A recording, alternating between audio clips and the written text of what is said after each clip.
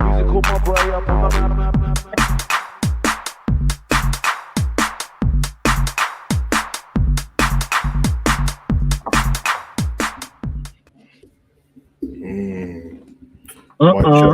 Mic check. What's good, guys? Your boy HUGO the Savage back again with another Hangover show live from the dungeon, man. Season's off. You know what I mean? Couple more months. Well, we've got about a month and a couple of weeks before the season starts here with the boys of Beery. Ends will be joining soon. Yeah, man. You know, they check out the latest topics and that. Cover some news and transfers. But yeah, man. How you doing, Zabiri? I know we just spoke in the back office, but for the people. Bro. I'm good, man. I'm good. I know I complained a little bit in the back office about being tired and that, but that just means I'm alive, bro, and I'm doing things. So yeah, you also said you're getting old, bro, which I can't really nah. that. I retract that statement. You ain't gotta tell the people them that. Nah, No, because because I'm gonna say, man, I can't have people the same age as me saying they're old, bro, because by proxy that makes me old in it. So you can't really do that still. Yeah, no, so yo, yeah, it's one of them. all right, let's lean into that. We're getting old still, man. Let's be honest, bro. We're aging, which has been happening since we were born, but I'm not getting old. Savage. Let me tell you when you're getting old. You see when you go to a party and all the men them in the party is drinking white rum, rare nephew, with just water, no ice. Okay. And you're the only man in there just on some next drink. It's time to convert. When in Rome, bro, I'm telling you, the place was stinking with rare nephew, fam, with just a little bit of water. When men chasing rum with water, bro, yeah, it's a different kettle of fish, man. I'm saying. Okay. Well, I'll have. Okay, you can have that one. I don't drink in it, so I don't really understand the effects. And I know that I always hear a lot of people our age and that they say like, oh yeah, it's different now when they wake up the next morning compared to when they drink. But I would argue that that's because you're drinking poison in it. So obviously, the older you get, it's going to affect you more, bro. But because even outside of poison, man, when people start referring to your youth days as back in the day, and I've heard you said back in the day as well, Savage, I'm telling you, when a man said back in the day, man didn't say last week, last year, or give you the year. When men can't even give you the years, just back in my days, yeah? Nah, old settings. The worst one is we're like, oh yeah, these kids don't know. When I catch myself saying it, I'm like, shit, man. Yeah, we're talking about stuff that only just happened. Like, yeah, man, these kids don't know what them man were doing in the Prem. They don't know what Fabregas and Matt was doing for Chelsea. I'm like, that was only 10 years. That was not even 10 years ago, bro. I'm not trying to put you out there like that, but that's how you talk, bro. You say that. I know. I do realize that. I do talk like that. But I don't feel old. It's because I use the point of reference so whoever I'm talking to understands what I'm on about. But realistically, everything feels like it just happened to me. So when I speak to my son about school, and if he gets in trouble at school or something and he's even about to lie to me, I'm always like, big man, don't bother lying to me, bro. I just left school. Even though I didn't. What do you mean you just left school? No, but okay, I understand, bro. But like, listen, but you'll understand what I'm saying, bro. Like, the generation of our parents between us going to school and them being at school was completely different. You know what I mean? But the generation of me going to school and my son going to school is about 15 years. And all the stuff that's still happening at school it's mostly the same. Apart from how the regular people are acting, everything's the same. So when he tells me certain things, I'm like, yeah. You was disrupting the class still. I'm not trying to hear that you didn't do anything. You get me? But that's what it is, bro. But yeah, I know what you mean, bro. But we're not getting old, bro. You get old when you let yourself get older, bro. We're aging though, but that's fine. All right, we'll take that. Yeah. Big up to everyone in the chat, man. Love for the love. Big up Anna. Big up Cav. Redbird. Cav, I swear you said you was gonna drop in, bro, but I sent the link already, bro. So let me know, bro. Yeah, I mean, more time you eating oats and that. But we'll get to the transfers at the end of the show because they're kind of a side note to everything. And me and Timmy were just speaking. Everyone's been talking about the transfers the whole weekend and stuff like that. I don't really want to get glossed onto that. But yeah, man, a few topics I want to talk about today is all surrounding the topic of managers. And I had a few questions just because of what I've been thinking of myself to do with managers. And yesterday, Tariq mentioned something. Well, Enz asked Tariq a question about Arteta.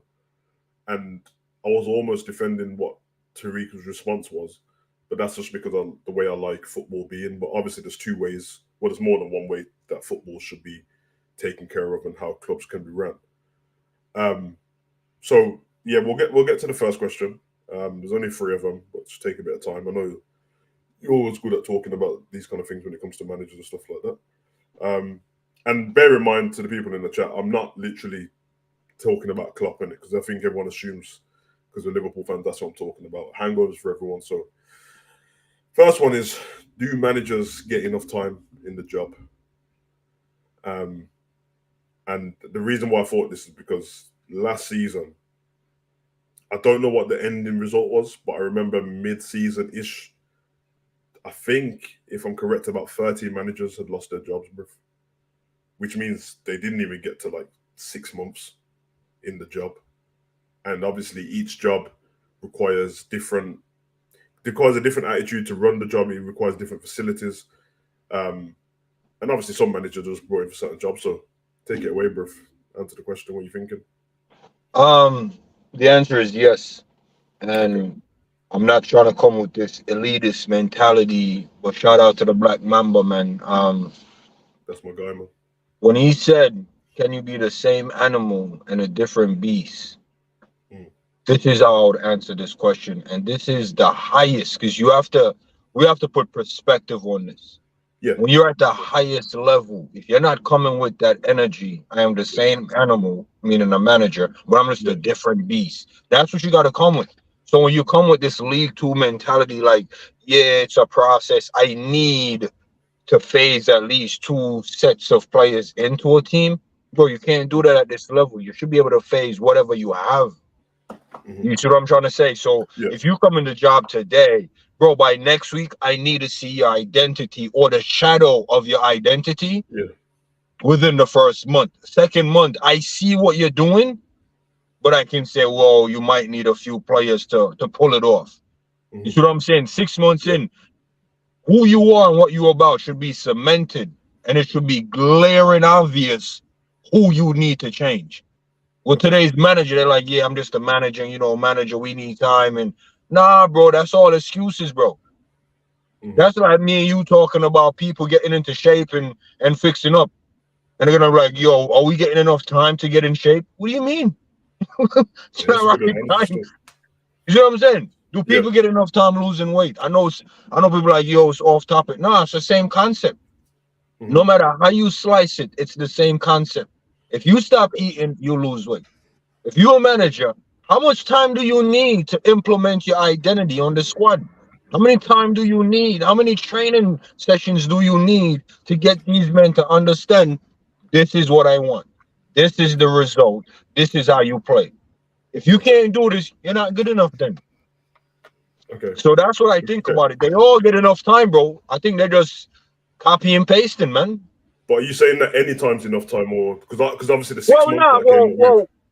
Enough time. I would say 3 to 6 months is enough time for any manager to be whether they're getting a result. That should probably be a different conversation or question. Because let's say the guy comes in 6 months in, you see what he's trying to do, but he doesn't have the right pieces.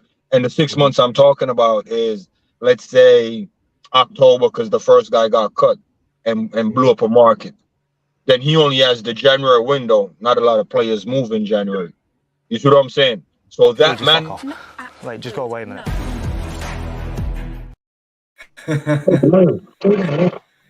Continue to very big up. Big up. Thought we were past this now. Never, bro. Never, bro. Can I get an upgrade, please? Give me someone else now. All right, I'll give you someone else soon. All right, bro. No problem. Yo, bro. I'm like, nah, man, just cut me mid-sentence. And then I seen the Love Island thing, and I'm like, you know what, man? Big up to Love Island camp, man. That particular one has to be in the middle of someone talking, bro. It just continue. Bro. But basically, that's what I'm saying. So when you say enough time, if any manager that gets a summer window shouldn't complain about time. The only managers that should complain about time are the ones that comes in, like I said, your November, October, and then they're gone before the end of the season. It's like, bro, that man didn't even get an opportunity. That literally. So of course, the question I asked encompasses loads of different things, but that is what I was thinking of. There's managers who came in last season that had the job for like 6 weeks, bro. I think Nathan Jones had the job for like, was it like 2 weeks, 3 weeks? Or he came in, knocked Man City out of the League Cup, and then got sacked, bro. That's all he did for Southampton. Well, at the bottom, I don't want to say bottom. I'd like say the bottom 8 teams, 12 to 20, them numbers, right? Mm-hmm. Those I think are tough because even if you come in and you impose your identity, like I said, it's like going upstairs. You know what I mean? There's different levels. So the first level is okay, get the information across, build the identity. The next step is, can you get result with that? Because if you can't, then you'd have to go back down another level, fix that up. Can you get the result? Can you be consistent? Yeah. Can you move up the table now? And I feel like those teams, they'll get the first step right, can't get the second step. You know what I mean? So then they bring in another manager. You need something to build on. And I think if you're a manager and you can't get to, let's say, level 3, 4, where you're actually going up the table, like Emery at Villa, grabbed them, took them up the table. Yeah. This is not your level. So when those managers are going, I don't care about them going because it's not their level. Yeah. Okay. Well, I'll keep the same question and ask it a little bit different. Okay, Enz, I'm saying now, because you asked this question to Tariq yesterday, and this is where I got the idea for this particular question on time and stuff like that. You asked him, if Arteta doesn't do anything next season, should he get sacked?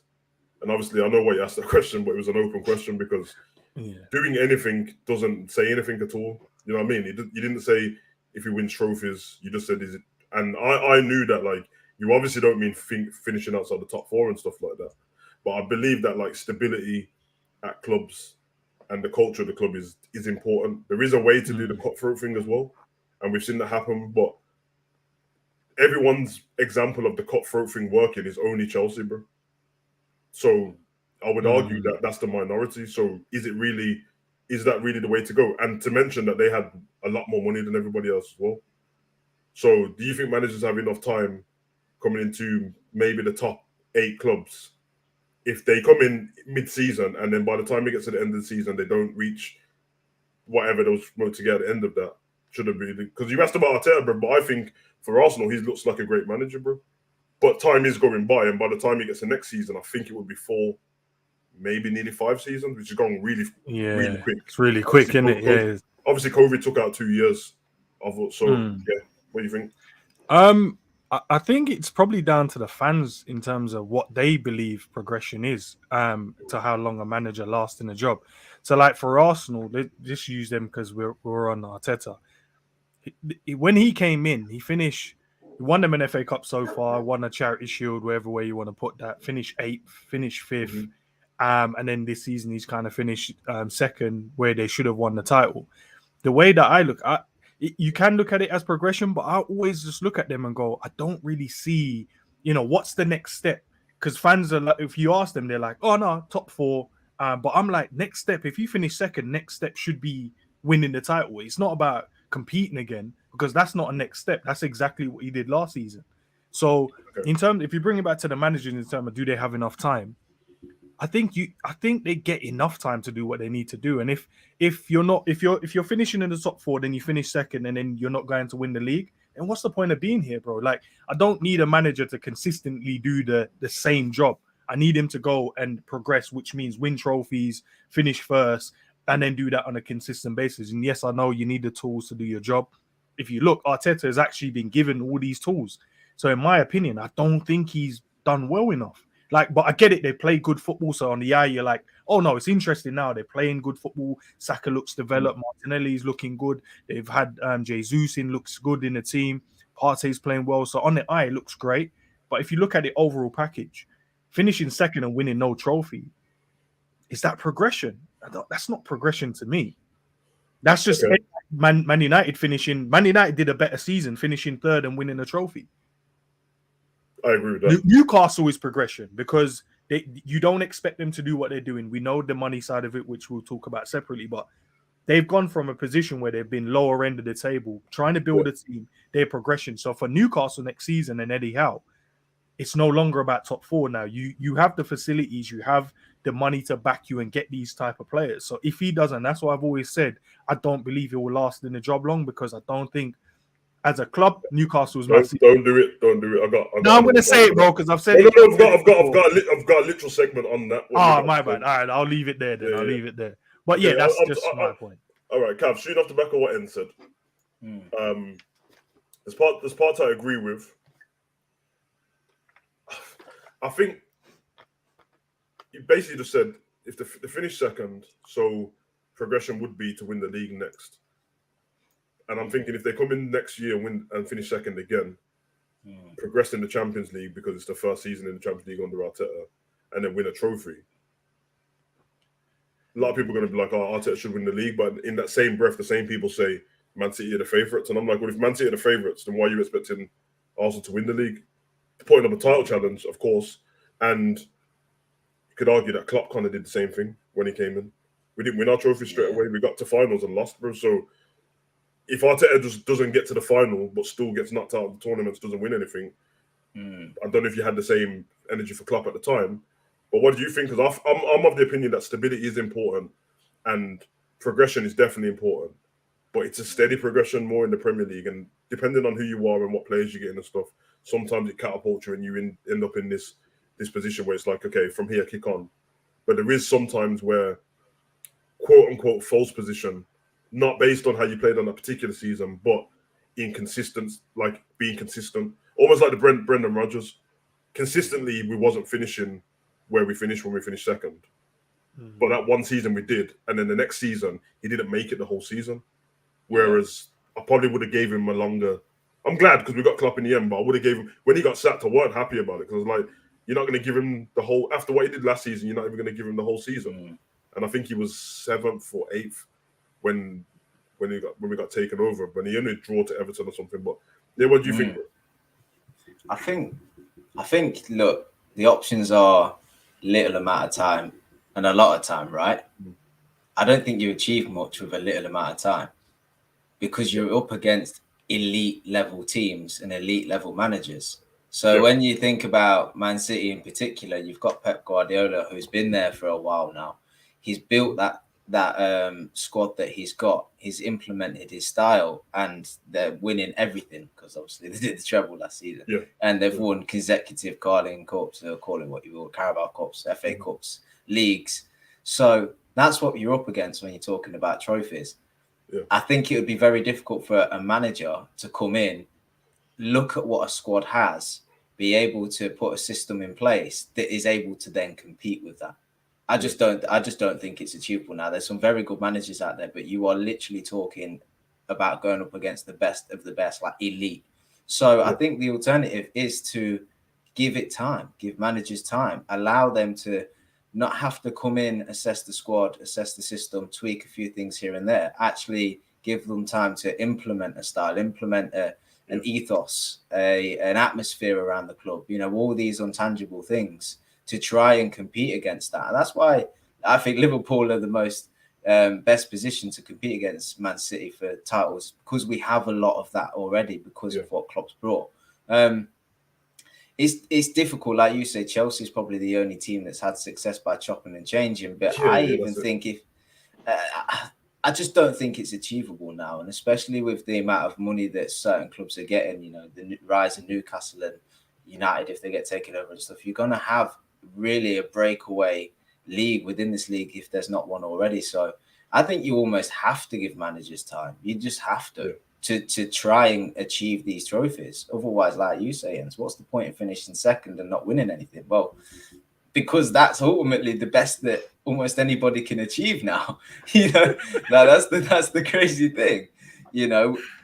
We as Liverpool fans, we want to win the league, but if we finish second next season, there'll be a certain level of acceptance because it's like, what are we up against? So it's difficult. I just think that's a focus on the sort of top 6, top 8 managers, but the rest of the clubs in the league, I do think differently, because actually their achievement is to maybe keep the team in the league, to just see progression, and progression can just be seen by league position, say, or style of football. That's achievable because they're actually coming into a job more often than not, whereby they're looking at the squad that they have and think, yes, I can do something with that prior to taking the job.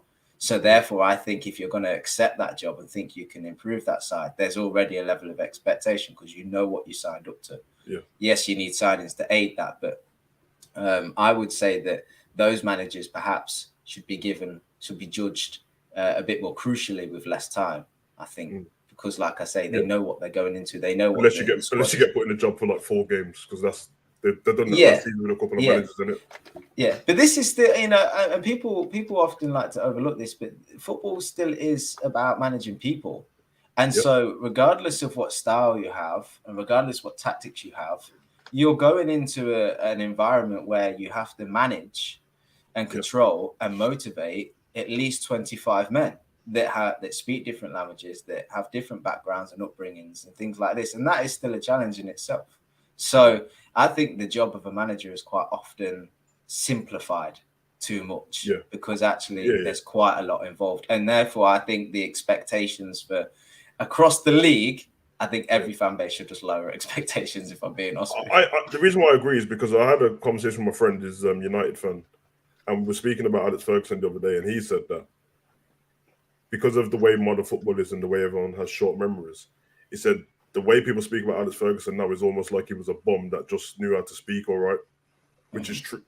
It's true, just because like even his main skills are man management. That doesn't mean that he doesn't know anything about tactics, and that's how people speak about Klopp now. It's like because Guardiola's so great, you're speaking as him as if he's a bum. I'm telling you, bro, if he was just a bum that could just motivate people, then you go and get flipping David Goggins or someone in to manage Liverpool, bro. Because I mean, so it's completely different. And I think I don't know about the rest of this open panel for a little bit, but I don't know if everyone's of the opinion that like when Zabiru mentioned about getting all your like ducks in line, almost like you're sorting out whatever with the team, you have a style of play, start playing a certain way. You still have to deal with the fact that someone's team might be better than yours just based off having better players. So you have to wait for a transfer window. But when you wait for that transfer window, the other team with the better players are a year extra into experience. So what I think with Arteta now is, I know that banter-wise for the fan bases and stuff like that, but I'm like, if you look at the season what he just had, it seems like most of it was based off the failing was based off mentality in it, and that's due to a lack of experience in that title race. They've got experience being in the league, of course.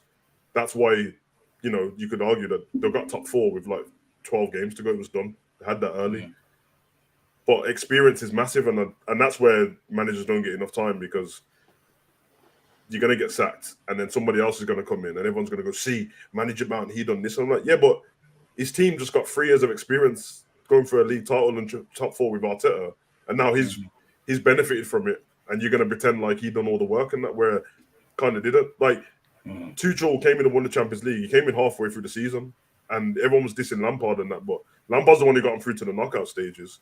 And I'm not saying that Lampard's a great manager. I don't think he is. Remains to be seen what he can do in the future. But I don't know. It's a bit hard. But I do agree with the bottom half of the table. It's a little bit different. And then you got this little mid group where you can't really tell what's going on with them. Like I'm not trying to be a dickhead and that, but Tottenham is in there. No one likes to admit it because we pushed them into this big 6 thing. They were only there for like 3 years, 4 years when Pochettino was there. But we've made them this big 6. But when we were growing up, they weren't, bruv. I seen Harry Redknapp finishing just outside 16, or Martin Yol and that, bruv, or AVB with the Bale money. So the next thing I'd say is reaching objectives, success or lack of ambition. Now, what I mean by this is Arsenal's objective last season was to finish in the top 4. They ended up in the title race and then they didn't win. I don't think they lacked ambition in going for the title, but there'll be other clubs where they exceed what their expectation was, what their objectives they were given. And then you see them in like 5th position, 4th position all season, then they finish 7th. Was there a lack of ambition, or was it like, well, at least we got top? Because when you speak to them teams, they're like their fans and stuff, they're happy that they got where they got. I heard Brentford, Fulham, not maybe Brighton actually, but they've done better than we thought they were going to do. All of those teams and Villa, done a little bit better as well. In mid-season, where they knew what their objectives was, and they were like, as long as we finish in the mid-table, I'm happy with this. Especially for Fulham, and that they only just got promoted. And for people like Villa, well, they were hoping for, hopefully we can get Europa Leagues, but that was only once they started winning. When they had Gerrard, they just wanted to finish mid-table. We don't know if he would have got there. I feel like he had a few things with the players and stuff like that as well. But Zabiri, what do you think? Listening to Enz and Cav, well, I think Cav kind of almost agreed with what I was saying in a sense, but the objectives of any football team is the brackets of top tier, pushing the top or getting as close to the top. So we'll use Champions League. If you're a top team, qualifying for Champions League, that's your first objective. Now, within the top four, how close are you to number one? And can you push for number one? I think that kind of happened with us a few years back, where making us relevant, it wasn't relevant like challenging for titles. It's relevant enough to be in Europe, relevant to be, get that status back. But then when we got there, Chelsea, Man U, Arsenal, they weren't really even there doing much. Some of them was just getting in because no one else wanted to get in. That's how your Spurs kind of broke through as well. So the objective, fans don't like the objective. No fan want to hear, oh yeah, the objective is top four and then we'll see. That's what Arsene Wenger was saying. And that's why I kind of rate him and respect him. Because he just kept it 100. It's the ambition of fans where even the second part of that question comes in. Men talking about, it's a lack of ambition. And to be honest, we're going to have to start cooking up some of these men because they don't have that ambition in their life. But they're going to project that fairy tale ambition on the players, on the team, on the ownership. If you're a team and you come in top four, bro, successful season. I want to hear man talking about, coming second isn't good enough. You need a manager that should be pushing for number one. Bro, there can only be one number one. You coming second doesn't mean you're a crap manager.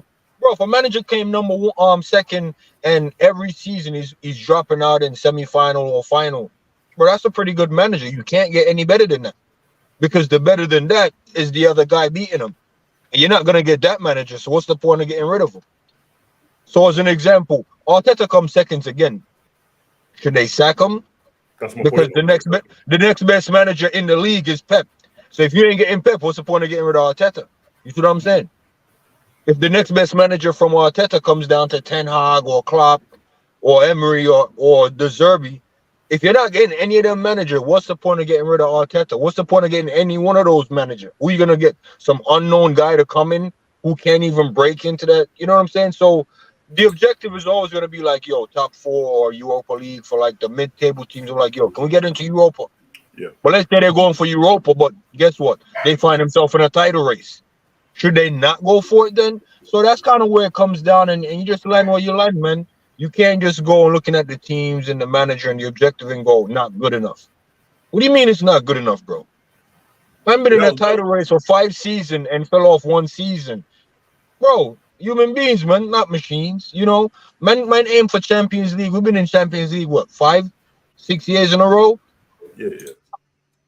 Bro, that's relevancy to me, man. That's pretty relevant. You know what I mean? That's kind of my point, because I won't banter with other people from different clubs based on Liverpool finishing second or getting to a final, because it's pointless, bro. Like, we didn't win it, innit? So I'm not going to banter with it. But between our own fan base, when we're talking, I'm not going to act like it wasn't a good season or we didn't do great. So that's why when everyone goes, but blah, blah, blah, we thought that, but we didn't get it. And I'm like, I get it, bro. But like, there are fine margins. And a lot of the times with Liverpool, it's been the finest of margins. And it's almost, Man City weren't even perfect and they won it. And we weren't even as perfect as Man City. And that not being perfect is 1 game or 1 point. It's been 1 point, so it's a draw. Because sometimes we've scored more goals than them. And for them kind of seasons, of course I'm not happy that we didn't get it. But when the players are doing their lap of honour at the end of the game and the end of the season and that, I'm like, they did everything they could. And this team just did it on that game. And football's not linear like that, and it's like, we all like to think if we had just beat Man City, then this would have happened. Yeah, but we drew to West Ham. And the same with Man City. If they didn't win, they're like, if we just beat Liverpool and got over the line. Yeah, but you lost to Crystal Palace, bro. you're using that example because you're saying that's the best team, but we know football never works out like that. Usually, we go through all the seasons of Liverpool. We won the one title, and you go through them seasons when we finished a point behind Man City. If you look at the teams that beat Man City, it weren't even us, bruv, all the time. It was Crystal Norwich and that, bruv. So, same question to you, Ens. Reaching the objective. Obviously, everyone has their own different objectives, isn't it? And I think, for everyone in the league, even though we would like to think that football would be idealistic and there's 20 teams and there's 11 on each team, and so everyone's got a chance of winning the Premier League. Yeah, that's a fact. We do, and that's why the Leicester thing was so great. It wasn't a fluke. They were great all season, but to consistently do it is a different matter. But at the same time, I think everyone in the league has a chance to win a trophy. That's what I believe. That I don't think that's out of the question. That's not lack of ambition because the League Cup isn't even that long in terms of how many games you play. Sometimes just look at the draw, I get it. But I believe everyone can win a trophy. When it comes to the winning the league, though, there's a reason why not that many people have won the league in our lifetimes, bro. How many teams have won the league while we've been alive? Well, 5, maybe. Chelsea, Arsenal, Blackburn, Leicester. Man City, Chelsea, 6. United, 7 teams. That's in 30 odd years, bro. So it's not as easy as everybody thinks. So, but take it away, bro. I'll go off the back of what Zabiri said in terms of finishing second. Look, I'm going to use Arsenal. It feels like I'm picking on them, but Arsenal was top of the table, cruising with it. So for them to kind of throw it away and say that they shouldn't change their objective is crazy. Because if you start off and say the objective is top 4, they achieved that. Then you're now, I'm in the title race. Let's go and try and win the league. You're 8 points clear. So it does come down to being a failure instead of you being successful.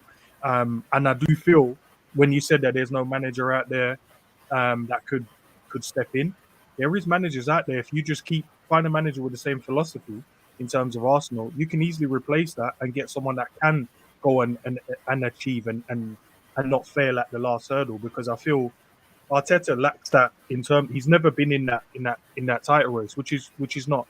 It's not fair on him. You know, he's now been in one. But to say that there's not another manager out there that can't go and get over the line, regardless of if Pep is in there. Because if Liverpool had that 8 points lead and could have made it 11, we would have definitely won the title. So there are managers out there, and I feel like we've done that though, and yeah, we've been in that position I get 3 that. points away. More points. No, but I get that. But we haven't done it. We haven't not 8 or 11 points. We haven't thrown away. It was 11 points ahead of City when we finished a point behind in the first. Yeah, but they had games in hand, so it was really 6 points. So did us. In the end. They did in this as well. Yeah, but it weren't down to 6 points. Nah, they had one game in hand. Ends, can I? It's not really like a question, but what I want to say though with the Arsenal thing, like, it's not that I disagree with you, bro, but it's about being realistic. Because, like I said, it's irrelevant who's in the competition. Their main objective last season was get in the top 4. Let's be honest. I don't think no Liverpool fan should even be entertaining this conversation. Because the only reason Arsenal was in that position is because we fell away. We fell away so hard to where, bro, that was just good. City weren't even great. City didn't have a great start. We didn't have a great season altogether. So they just find themselves there. Their target was top 4. And even if you look at the way Klopp came into Liverpool, I'm not saying it's similar, but I would like to accept that it is similar. He got us into top 4.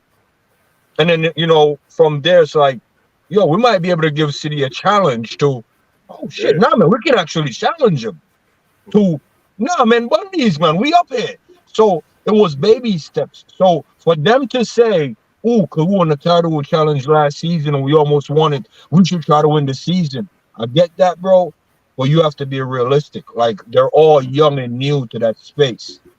So you don't want to be too ambitious. So, it's like, let's focus on getting Champions League again. Let's see how far we can go in Champions League. And guess what? If we win a title race, we'll go for it.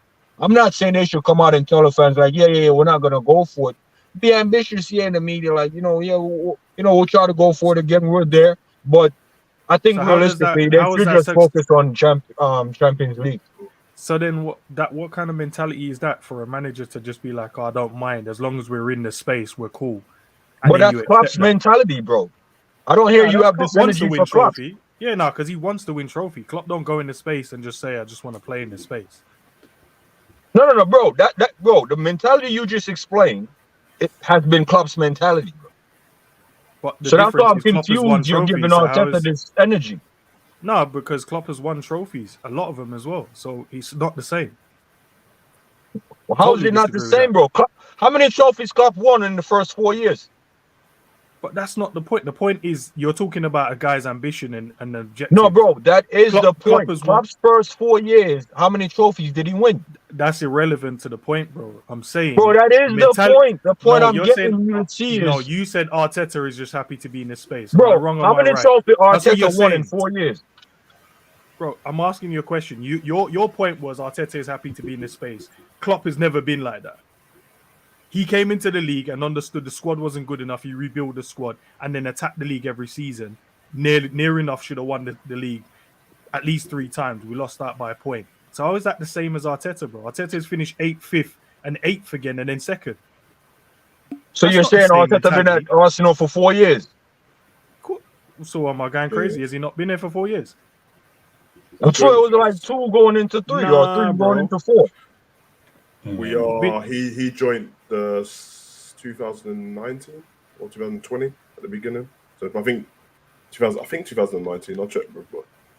So it's 3 going into 4. Arteta, Check, December 2019. He's had 2 8th finish and a 5th and a 2nd. Yeah. So that's Oh, not okay, the so he same came in mentality as Klopp. mid-season. Yeah. Yeah, now I wrote about the mid-season one. And the point I'm getting at, though. Robert Klopp's one as well, because he came in mid-season as well. Yeah, he did. Okay. So what I'm trying to say is, I think this moment is not the moment for the amount of criticism I think you're bringing to Arteta. Because for one, the season hasn't started yet, and you don't know what their ambition is. Because you see this energy you have. I pray this doesn't come through. Arteta win the league next season. Your criticism right now makes no sense. Oh, he does, because to the point, he's lacked that ambition because he didn't win the league. So my point is correct in this moment. If he goes and wins it after, then cool. But No, but you're criticizing him from coming from a title challenge.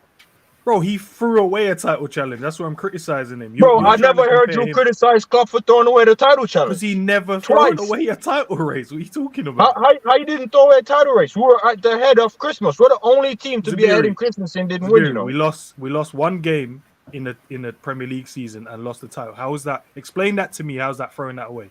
We lost 1 game. In the following one when we finished. Bro, 1 game at the end of the season cost you threw it away, bro. Was it in our hands to win the league? Yes or no? It's not the same. Was it in our hands to win the league? If you want to talk about throwing away a title, you can then talk about Brendan Rodgers. Do not use Klopp as your opposition. Use Brendan Rodgers because he threw away the title when we dropped those points when we should have won the league under his let me bring City. Kevin on this conversation as well. Wait, what do you mean? What do you mean? So we never dropped points when we lost? Ed just said that. I don't think Arteta lacked ambition because they didn't win the league, because he wanted to win the league. That's his ambition right there. And to be fair to Arteta, he actually came out. He actually came out and said, "No, if you're ambitious to do." Nah, man, I heard top 4 was his objective. No. You're telling me his objective was winning the title. No. Okay, let me explain. No. Who told you? Who's your sources? Let me talk. Listen, bro. Listen. The season started. The prior season, they threw away top 4. They did throw away the top 4 the season before. I think they lost their last 3 games or something like that. They lost to Newcastle, Crystal Palace, and Tottenham, I think. So they threw that away, innit? So they finished outside the top 4. The season starts. If they finished outside the top 4 the season before, then their objective is to be in the top 4, innit? Cool. They're not going to go from 5th to their objective to winning the league when they couldn't even get top 4. Season starts, they start cooking. I disagree a little bit, Zabiri, to say that like the reason why Arsenal were doing whatever is because Liverpool fell away. They were cooking everyone, bro. Like whether we were doing good or not, they had still had the points. They were beating up everyone, bro. So they come into that season to do that, innit? The objective's top 4. But then they're not losing any games. They lost one, and then they'd won like 2019 or some rubbish like that. They'd only lost to Man U. And even that, they played great. Once they got top 4, obviously everyone else is talking about the league because we're trying to wind up Arsenal fans and that. Arsenal fans started to believe as well, like when Liverpool were going for the league, everyone's like, nah, let's not talk about going for the league yet until we beat them. So they did that. They run like top 4 is about 9 points away, and there's like about half of the season left. So of course they're gonna get top 4. There's no point just staying in the league for the rest of the thing, just chilling. We've got top 4. So of course the ambition changed. And that's what I'm saying. When they asked Arteta in his interview with Carragher, with that woman and at Christmas and in the press conference, he said, I need that title. It's like, I want it. He didn't have that at the beginning of the season, but it's clearly things changed in the middle of the season. They didn't get it, but that doesn't mean he lacks ambition because they fell away, because he still put the same team out and stuff like that, but his team have no experience in going for the title. And the reason why I'm saying this is because I literally said this to Tariq, bro. I said, we came on and I said, we've got Liverpool next week. I said, if you beat Liverpool and I see the mentality different, you'll win the league, bro. And in the game, what did we see from them? It wasn't Arsenal playing rubbish. We saw their mentality, like, it switched in the moment in the game. They were busting us in the first half. It looked like we were going to get battered. Mentality changed. And then all of a sudden, going into the next couple of games, they were losing to like Southampton in the first 3 minutes, or they're up against West Ham and then they let 2 goals go in. But I don't think that's Arteta's lack of ambition from Arteta would be getting top 4 and then all of a sudden he starts resting Jesus and Martinelli and that, because we've got top 4 now. He still tried it. They got knocked out of Europa League and then they started focusing on the Premier League and stuff. But do you think that's a lack of ambition, or do you think it's just like, because if he goes and wins the league next season, you just done what Klopp done? That's what I loved about Klopp. That's why when I know why Zabiri said what he said about Klopp, and everyone keeps trying to hold on to that. And I do say take the man for what he said, but at the same time, we know that managers are not trying to put pressure on their players, bro. Coming out at the beginning of the season saying we're attacking the league is like, he will always say, oh, we're going to attack and do what we can. We need to get top 4 first, doesn't it? Because he knows top 4 will probably get that within the season, and then we can move on from there and try and go for the league, and there's less pressure then. But behind the scenes, he's not telling like Virgil and that we're going for top 4. They'll leave, bro. They'll just go to Rome. Like, I would leave, bro. I'm like, what do you mean we're going for top 4? He might have to do that this season and then still go, well, once we get to this position, we're going to go for the league title and stuff like that.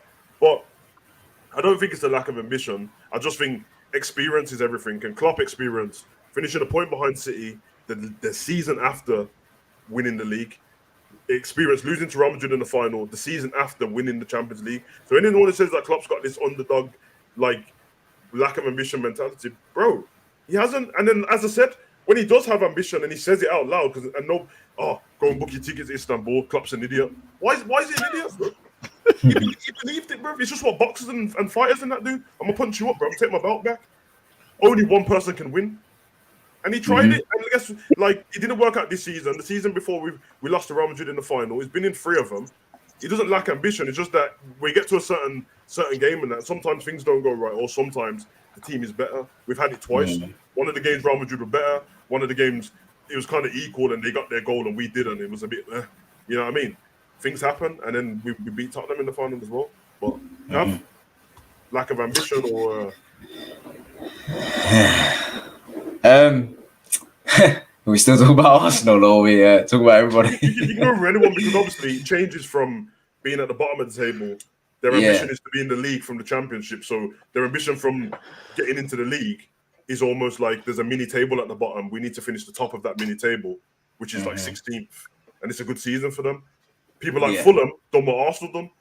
And Brentford, it's like, oh, we're in this position now. We're cooking. Let's just try and get Europa League or whatever. And they tried it. It didn't work, but. I think the important thing I always try and focus on in these conversations is the objectives are set out by each club based on the knowledge they have at the time. So that's the manager's ideas, philosophies, his formation, his style, what players he has, what position they play in, his training methods, how often they train, how long they train for, recovery times, medical days off. All of these things is planned for the season and prior to the season as well, obviously with preseason. And they, based on all of that, will work out what they believe they can achieve, right? And I think throughout the season, what should remain consistent is that league position or that objective. Yeah. If you're below it, you go back to them list of things that I just gave you an example for, and you assess where we off here, what aren't we achieving here, what did we wrongly evaluate. And at the same time, when you overachieve like a team like Arsenal, you look at what did we do right in these departments to better what we thought we could achieve, right? So I think it's always important to assess your differential from your objective, because that's your stepping stone, that's your foundation, that's how you grow.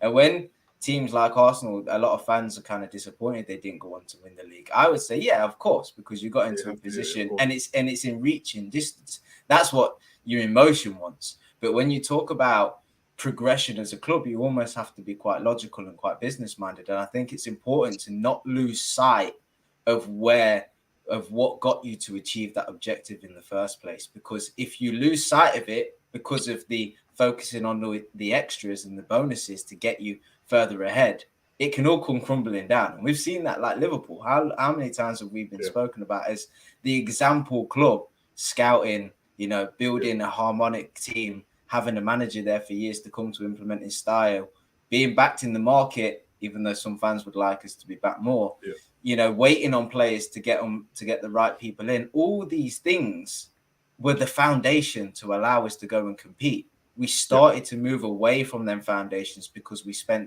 went for the quad and we wanted to, and we missed out, and we've been going for titles, we've been winning Champions League. Suddenly expectation rose and rose and rose. And I think we lost sight of what actually got us to the dance in the first place. And that was being smart in the market. That was putting all our faith into the, at the time, Michael Edwards, who moved on, and we had Julian Ward come in, who we had less faith in, Klopp.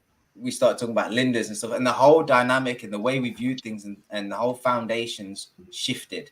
And I think the reason I believe a team like Liverpool can rebound, and I say that we can go for a title challenge next season, is because a few things put right.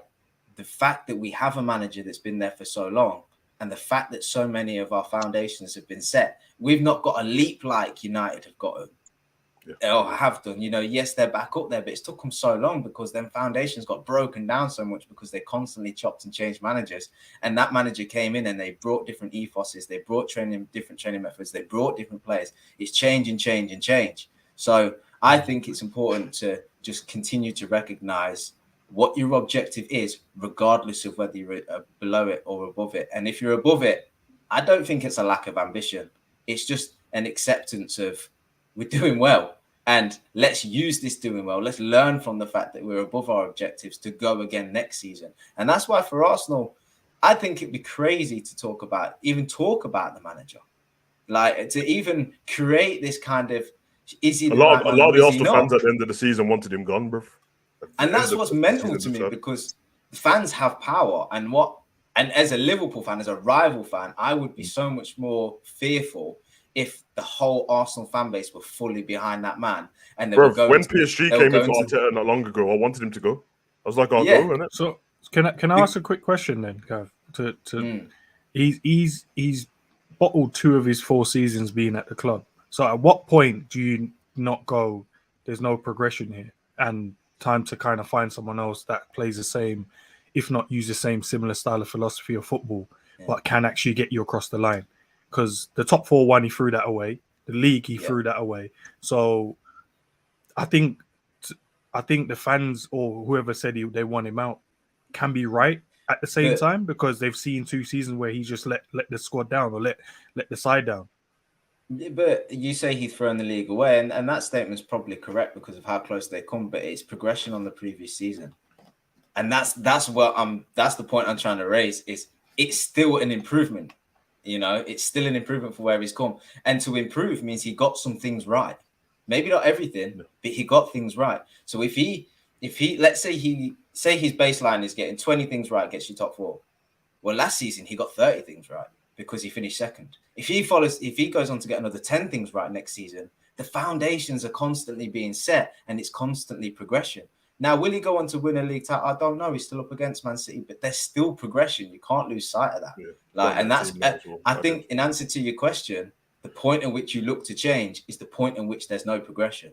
The point in which the league positions start to go backwards. The point in which the football isn't as good. A point in which the harmony in the squad isn't as good as it is. The point in which players like Saka and Martinelli aren't signing deals. William Saliba ain't signing contracts. That won't be seen as progression. That would be seen as going backwards. Signings don't work out, and suddenly you're not being able to get results. That's when you start going backwards. But I think from the point in which he was at last season and the point in which he finished at the end of last season, there's progression there. So I don't think it's the right time to get rid of him. He deserves an opportunity to see if he can to build on that, you know. And that's why I say, you guys think if Arsenal? Sorry, carry on, bro. No, you go. I was gonna say, do you guys think if Arsenal are in a title race next season and win a trophy, it's progression or not? Or do you think that it should go still? And obviously the trophy's not the Champions League, by the way. So because obviously that's a complete different dynamic.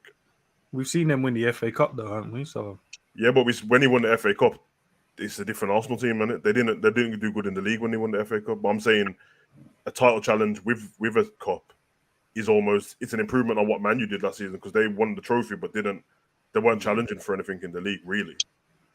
So I guess I get it, because obviously second place really isn't a trophy, and it's a very open floor as well to speak on this. But I know second place isn't a trophy. We know that, innit?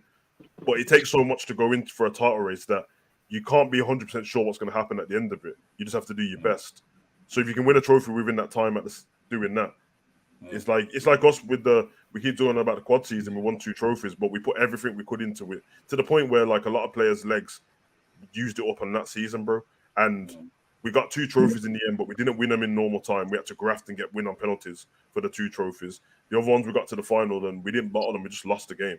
And then obviously the league, we put all the effort in to try and chase Man City down for being 14 points behind them, but we still didn't make it.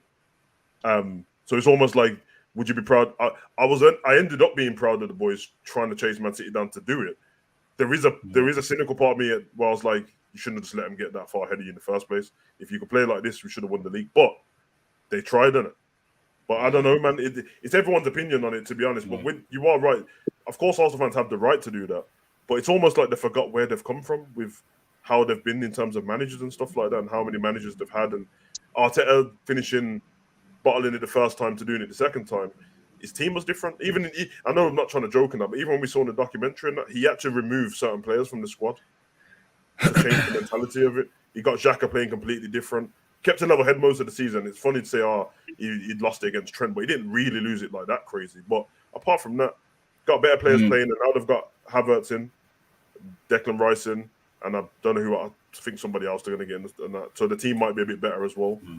But I don't Timber, I think they might be getting in as well. Yeah. I think Arsenal is just a good example. Yeah. But yeah. They are a good example because they're a team that's massively progressed and could go one or two ways next season, continue progressing or go backwards in a lot of people's eyes. But they're also in the Champions League next season. So even if they achieve, let's say they play out exactly the same season, you could still say it's progress because they did it whilst in the Champions League.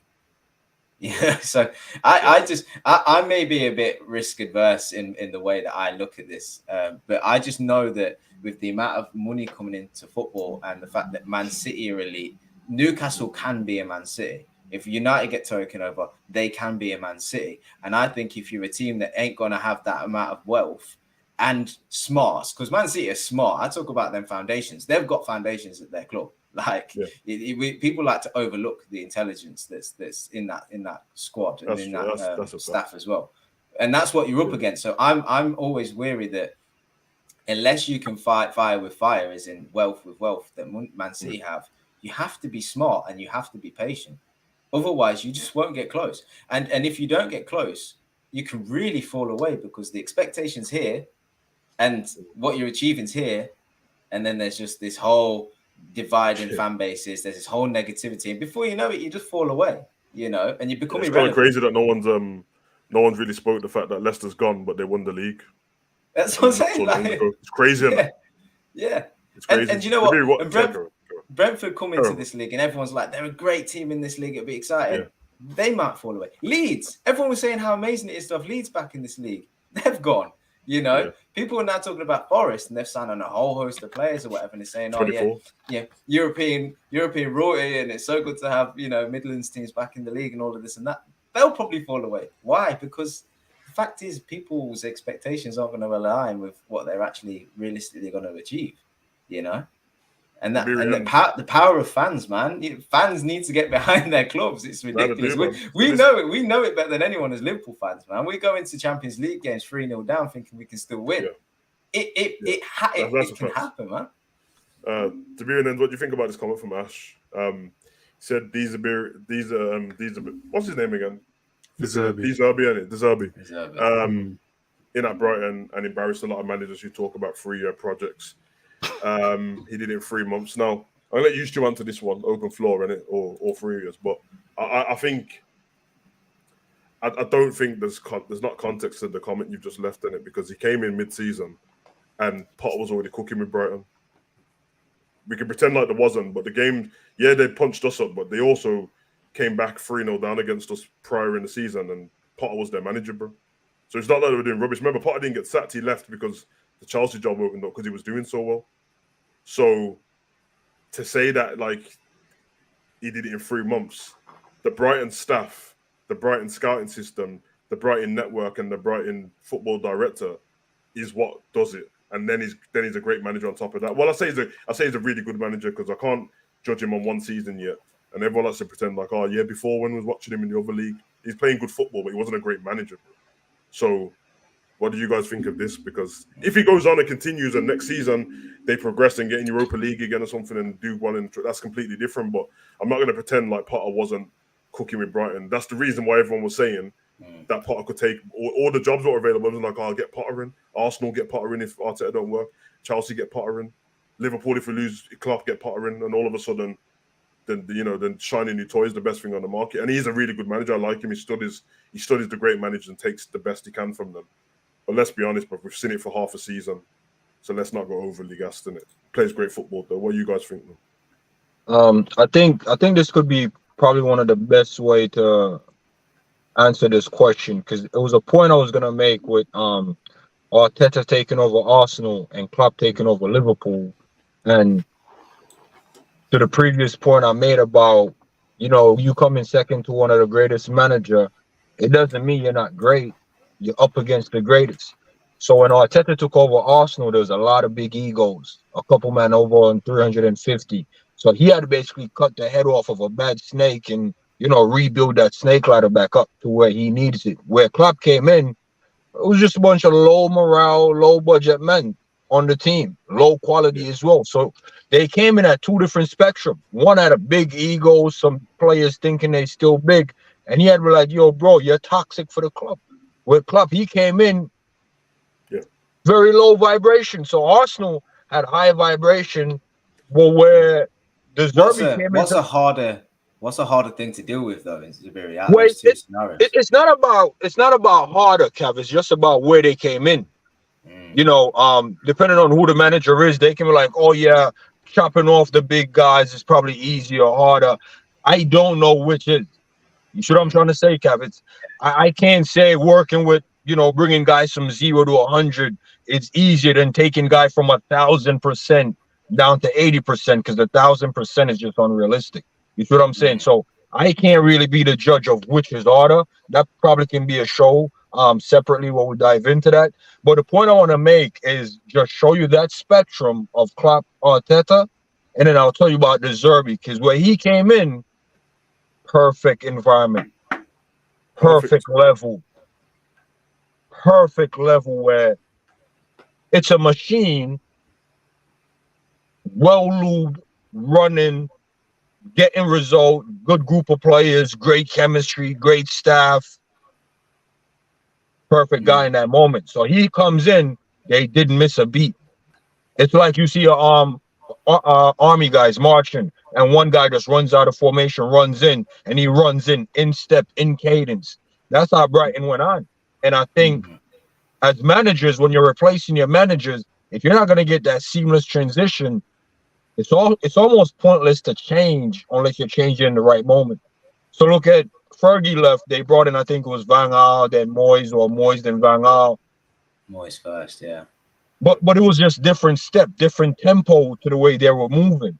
They didn't get the transition quite right. So from what Arteta is doing, the next manager coming in, from what he's done with Arsenal as far as stabilizing them, our next manager probably could get more because they're in a better environment now. They're at the right level where next manager probably could take them a bit further. But what is that further? Is that going to be coming second in the league? Because the next manager comes in and he comes third to Liverpool and City. That manager isn't a failure because we're now going to be putting that manager up against Klopp and Pep, who we say are one of the top or some of the top managers. Now that guy comes in, he gets knocked out in the Champions League semi-final. The manager he's losing to, Ancelotti, Pep, Klopp, or whoever, it doesn't mean that manager isn't good enough. So that's why I'm saying you have to be like realistic with how you look at this. The Zerbi, if he gets into Europe and he goes semi-final, big accomplishment. Because that's another new name. Yeah, it's massive accomplishment. Yeah, because that's another new name going far in that competition. That's another English team breaking in to Europe. Sort of like how West Ham won that trophy as well. So with these managers, you just have to look at what they are and the level they're at and be like, yo, bro, they're operating at the highest level. Coming sixth in the Prem shouldn't be a failure. I'm not saying a big team should look at it like, yeah, nah, we failed because we should be number one. But bro, there's no league in England bigger than the Premier League. And you're the sixth team in that country. How far did you go in Europe? Well, you make it to the quarterfinals. So we need to stop like over expect from some of these teams and just accept the level and enjoy the journey, man. It's all about the journey, bro. My favorite season is the quad season. And like you said, we won 2 trophies in extra time, well, in pens. So it wasn't even great final, like we went in there and slapped the thing up. You see what I'm saying? It's my favorite season. Why? We played every game available to the team. I'm good with that, man. Won the Prem, won all of that, bro. I'm here for the competitions, man. I think football fans pick and choose when it's time to be idealistic and when it's time to be realistic about things, and it chops and changes all the time. And like I said, man, people don't win the league that often, and all I ever hear is we're a big team like Liverpool. We should be winning league titles because we blah blah. I'm like, yeah, you weren't alive when we were winning them before, bro. So what are you talking about? Well, I don't know I don't know where you got this expectation from. You grew up on like moments of finals here or there, FA Cups and League Cups and that, and the Champions League, one of them, until Klopp came back in. There's 2015, and then there's 2019. But it's like another 15 years between, bro. And same on the Ash's comment about De Zerbi, because again, I don't believe De Zerbi embarrassed other managers. He done great, but just remember that Potter's last game was that 5-2 win against Leicester, and they were 4th. So, you know what I mean? It's one of those. I agree with Ash's comment, because the other flip side you look at, he did go to Chelsea and smoke them as well with the pot, and that was Potter with so-called better players. So you have to give De Zerbi credit in terms of he did move. I give him credit. I don't think he embarrassed anyone though. That's all. Yeah, but if the barometer we're matching him up with, because you said that obviously when Potter was in there, not Potter, what's his name? Potter was in there. Apologies, Potter. You know, he was playing good football anyway. But okay, cool. De Zerbi comes in, he upped the levels in terms of performances, and then he goes to the guy that was so-called performing, and he's taken over and carried on the same. He went there and smoked him. In the game, was it 3-0 or 4-0? They battered them in the game. And that was the manager that was in this team.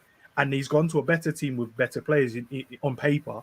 But this guy's shown, okay, cool, you're a good manager, but I'm a better manager. So he had done that 3 months. He'd taken 3 months and he elevated Brighton to another thing. So when managers come in and able to spend as much as they want, you know, have the best players in the world and in their team, and he's come in such a short space of time with the less ability players, not a lot of funding, and showed them up. You have to give him credit for that, man. No, and then, I give him credit. I do think what Ash meant though is he did. I don't think he meant playing against the team and beating them and embarrassing them. He means when managers say they need a 3-year project, look what De Zerbi's got to within 3 months. But my point was, he hasn't got there in 3. He hasn't just got there in 3 months with nothing else. He obviously taken over for somebody who had already laid the groundwork, and the club had. So it's like if Klopp came in and Liverpool were third, and then he finished in the Champions League spot 4th, and everyone's like, "Oh, Klopp's come in and he's done what youth managers couldn't do in 3 years." I'm like, he took over a Liverpool team that was already third though. The football on the ice better, but technically on points, it's not better, bro. He hasn't because he was fourth. You're and doing my a man disservice finished. there. No, he was fourth and he finished sixth. Nah, do you know why? That's literally Do you the know? maths. Nah, do you know why? It's because you can't help who you come in and take over from. It's not. You can't. It's not like the ideal situation for us to give a so-called manager credit is him. He comes in, the team is doing shit, and he comes in, takes over, bang, and they've done well, and then we give them credit. You can't help if the manager was doing good before, I agree. and he's got an opportunity to go somewhere else. That's fair enough. But when I come in, I'm going to come in. That's not my fault. You've left the team in this situation. No, but we're not whether blaming it's good or bad. I'm just saying that he didn't embarrass anyone. I'm not saying that like he didn't. Wait, he did embarrass Potter though, because he went. No, that's Ash never meant that though. He didn't mean embarrass. No, I know, but I'm throwing that in my argument. I know he didn't mean that. I'm just saying. Okay. He came in 3 months. And Cav, you gotta go with it.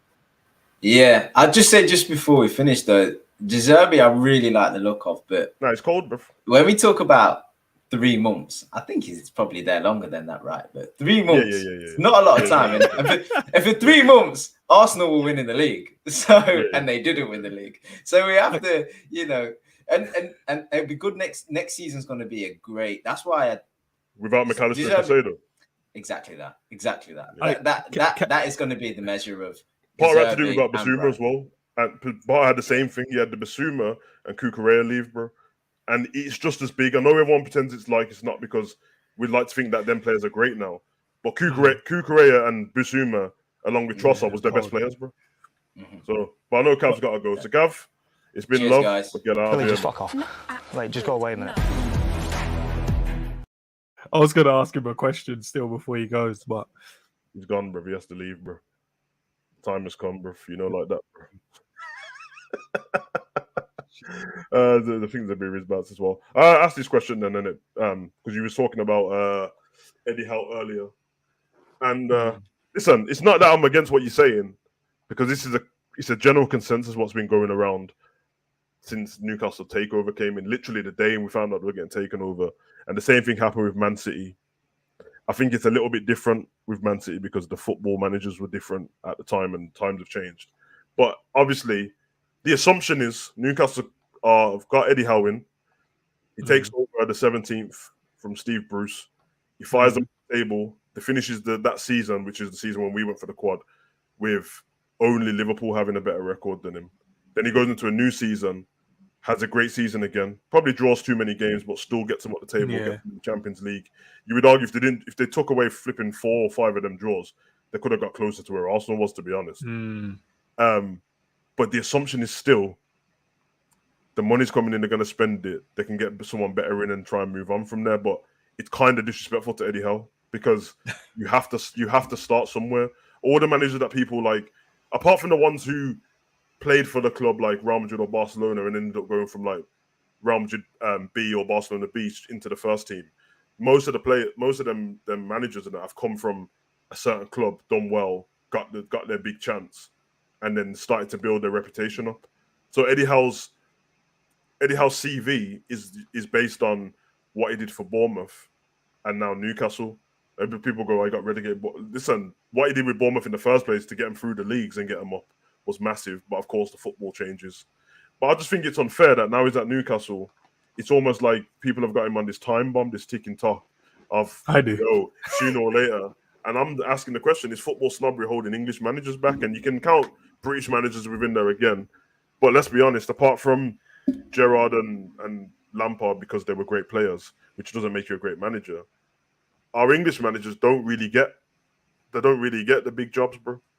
You know what I mean? And if they do, it's like, you can have the caretaker job to the end of the season, or Moyes takes over the Man U job, doesn't do well, and everyone goes, see, this is why British managers can't have big teams and that. Whereas if you read the Moyes story and how it went, and the team that Fergie threw him under the bus still, because he kind of put him in a position where it's like, you can't turn down the Man U job, bro. I recommended you, but at the same time, Rio and all them, man, their legs are falling off, so good luck with that.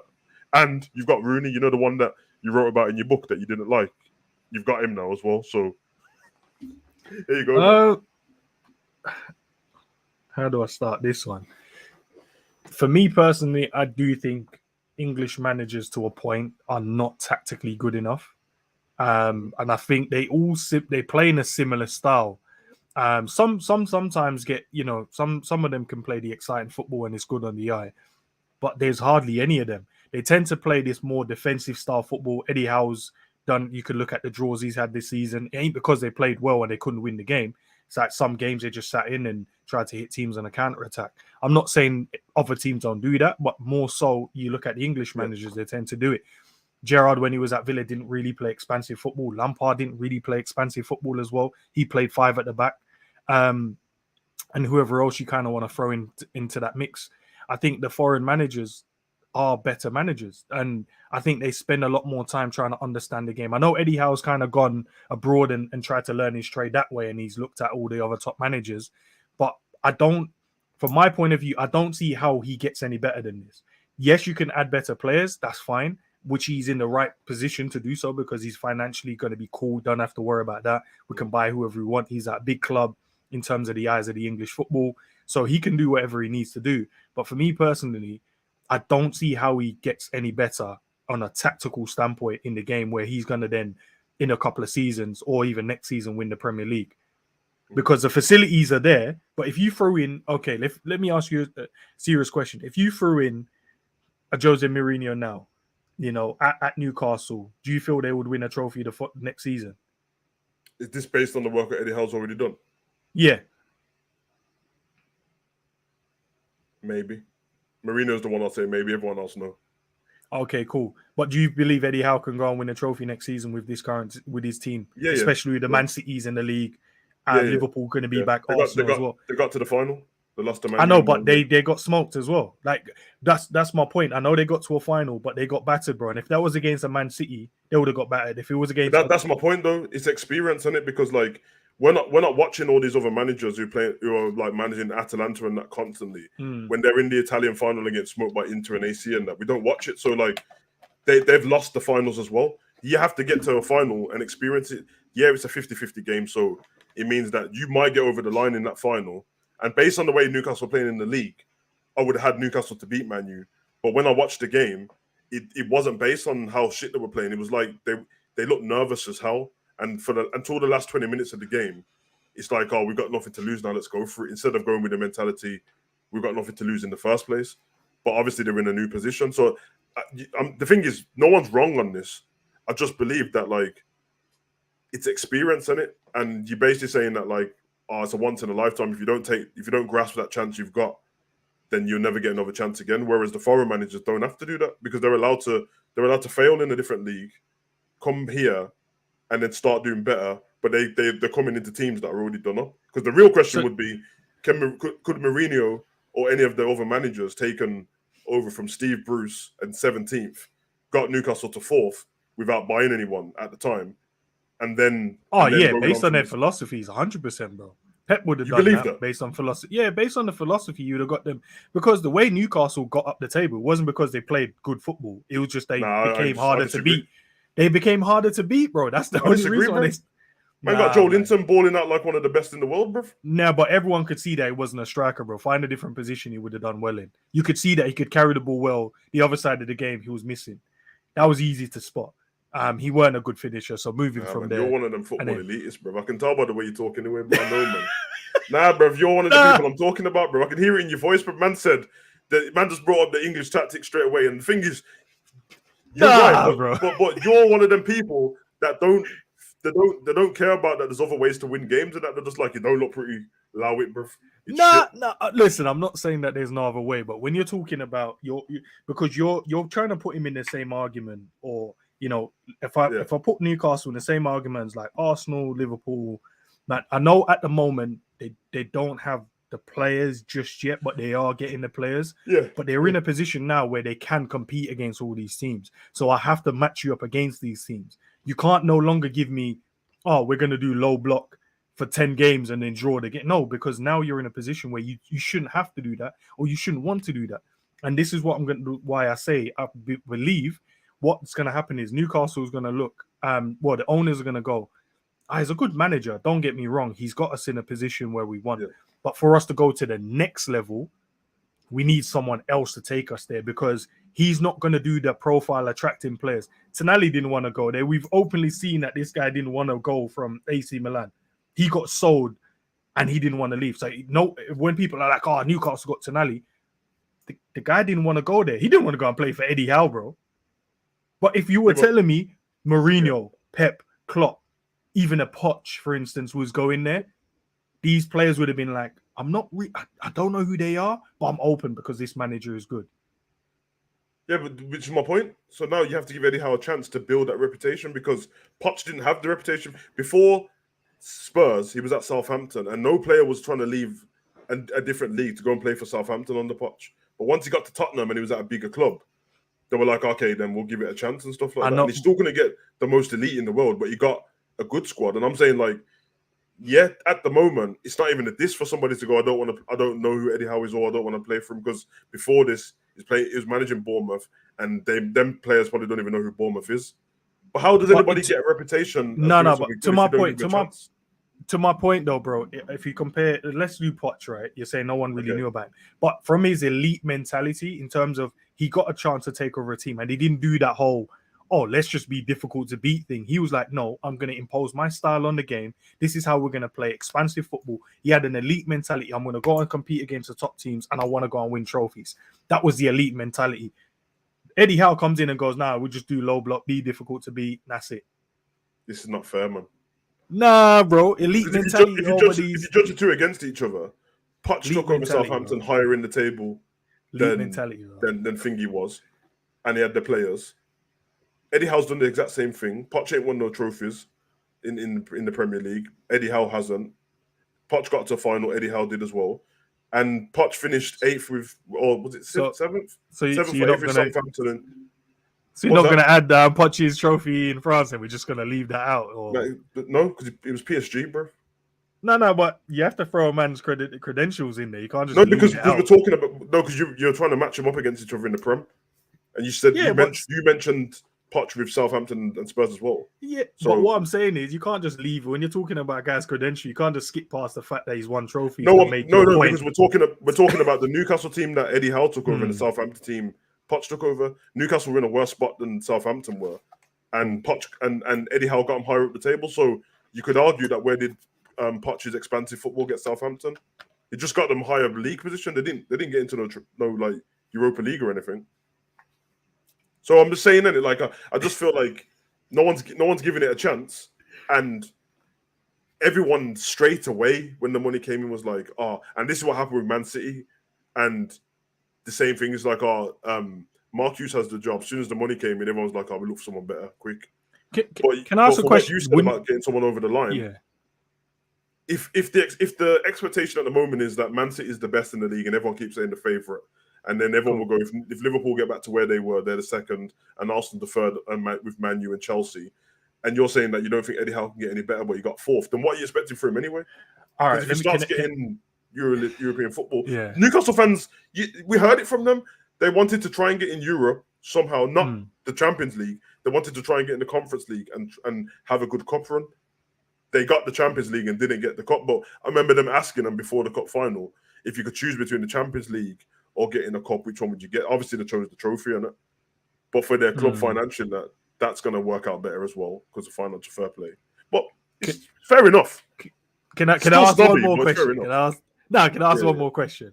All right. Would you say, okay, Pellegrini, when he took over at Man City, same situation, money was injected in the club.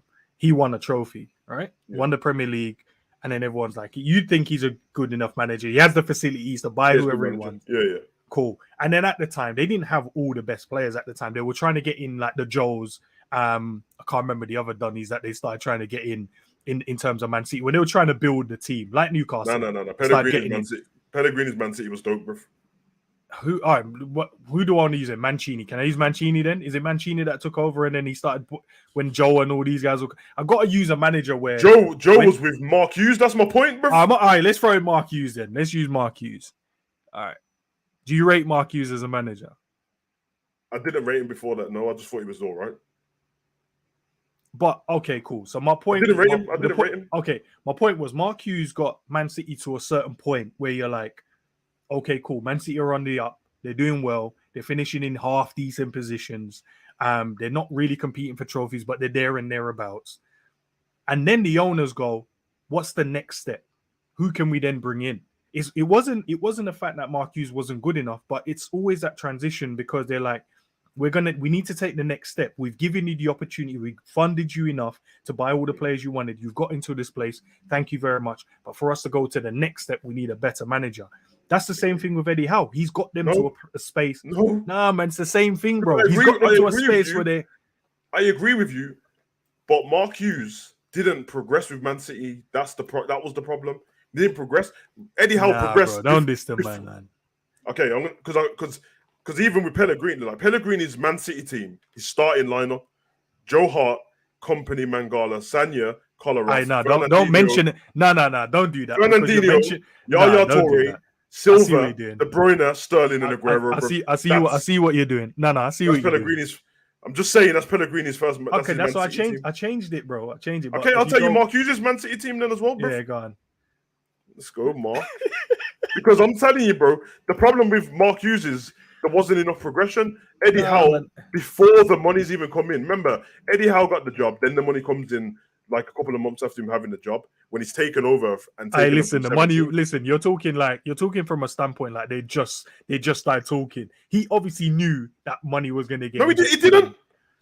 Man, he didn't know, bro. So you're telling me I just called up a man and said that we're taking over, and then that was it. Conversations would have happened long before that. No. Okay, by your example, if that was the case, then the Saudi owners who were coming in would have said, "Don't even bother get Eddie Howe, bro. Why would we bother?" But that's the thing. To your point, and this is where I'll give you credit. You have to kind of get that type of manager for the transitional periods. You have to give those managers the opportunity, but for the next steps, why did you get Rafa Benitez then, bro? You need next steps, bro. But come on, bro.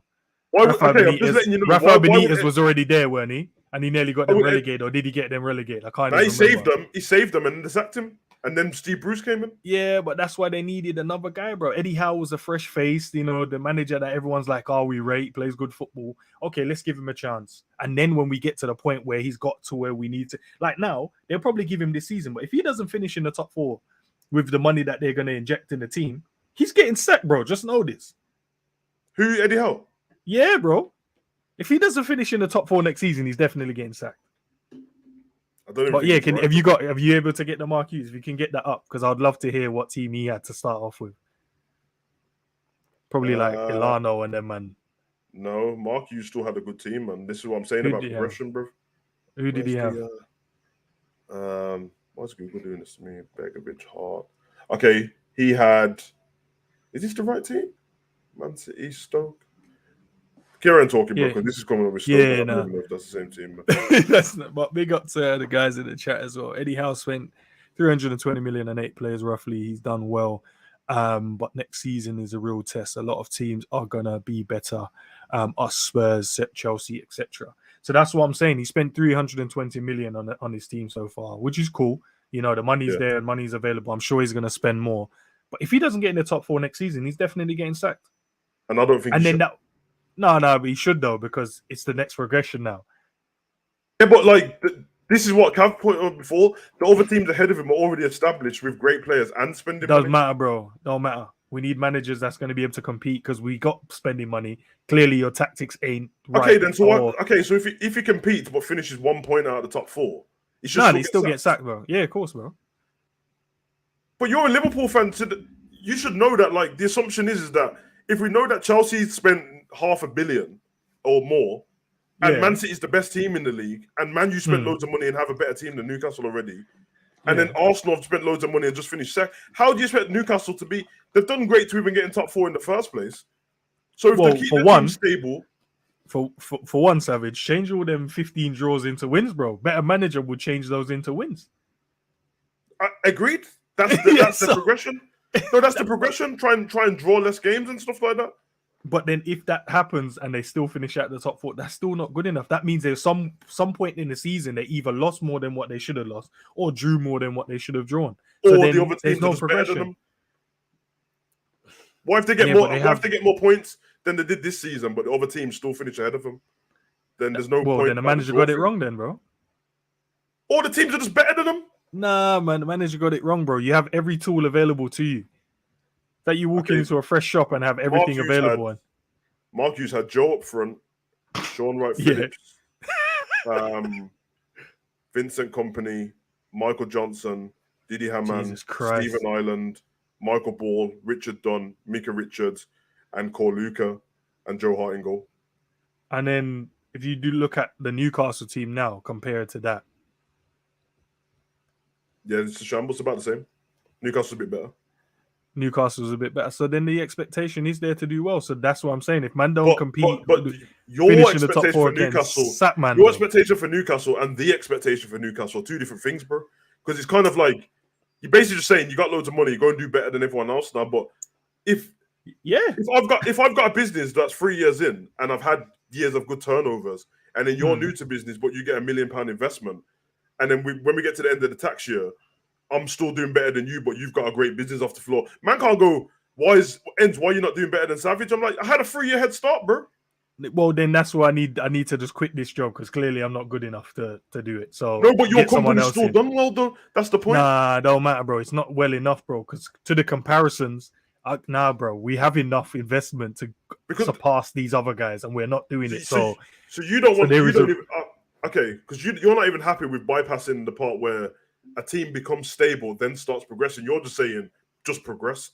But like football's not linear like that. Because if it was, then there would be more teams that have won the league, bro. But this was my point when I was talking about Arteta. So Newcastle finished what, third, fourth, was it third, right? What is now progression? Progression is finished third. I'm talking from a league standpoint. I'm not talking about winning a trophy because that can happen. It's the luck of the draw. You could go through, you can get some shit teams, and then you can go through and win it. Cool. But in terms of the league, compare league to league, these men finished third or fourth, wherever it is. Progression is either winning it or finishing second.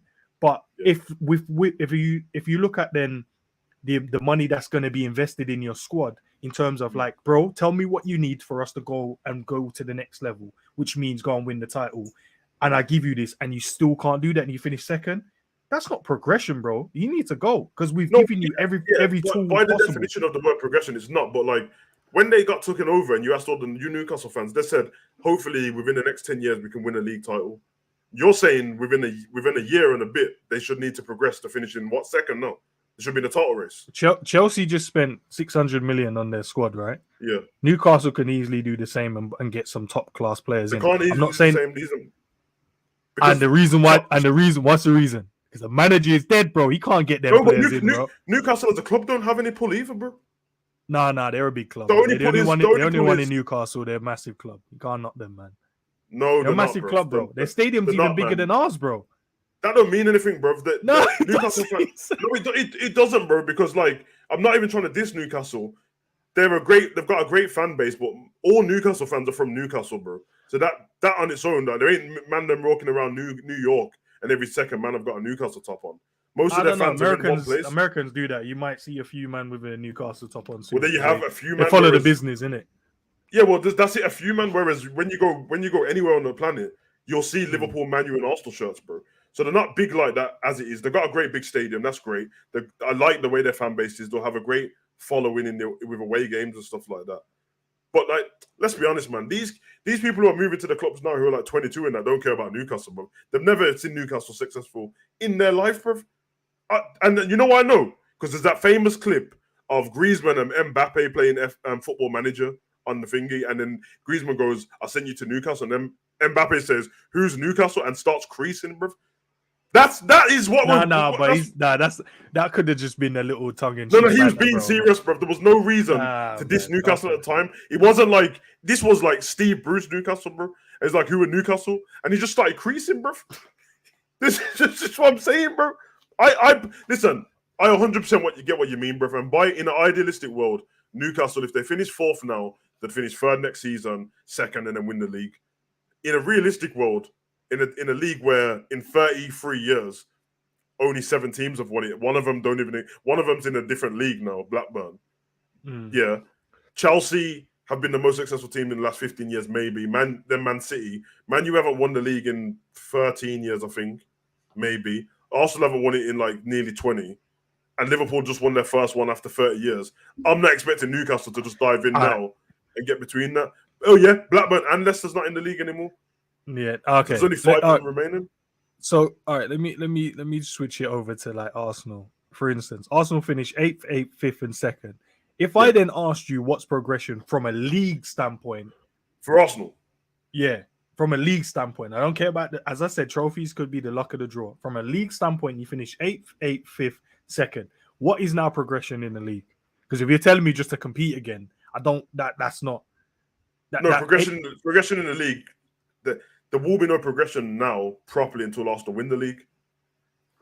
But so progression in terms of because we're talking about football, we know we can't do the idealistic thing in football. Because if we were, then Klopp's the best manager in the league. Because idealistically, he doesn't spend as much money as everybody else. He tries to do stuff the right way, but that doesn't work. So like, Arsenal's different to Newcastle, of course, because they've got a base way bigger than Newcastle's from the beginning, bro. Even Arsenal's bad team was better than Newcastle's team and always has been.